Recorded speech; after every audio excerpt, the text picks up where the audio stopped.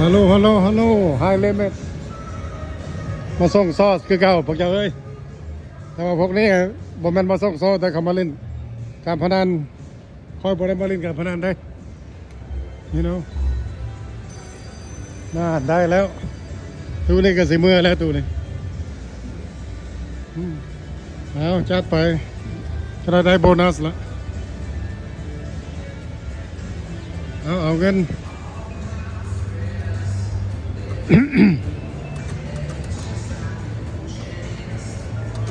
ผมยาวนะหมอเนี่ย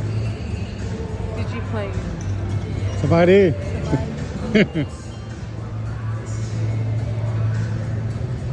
คนลาวกลับมาโอ้เขาเจ้าเฮ็ดอย่างนั้นเขาเจ้าเฮ็ดอย่างน้อย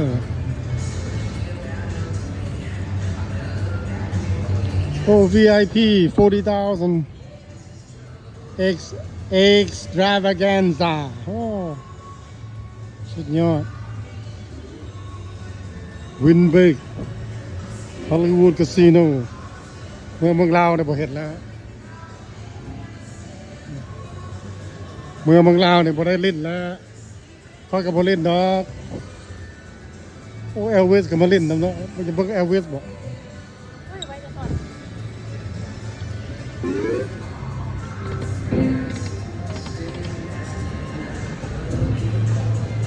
พอพาก็จะไปเบิ่งเอลวิส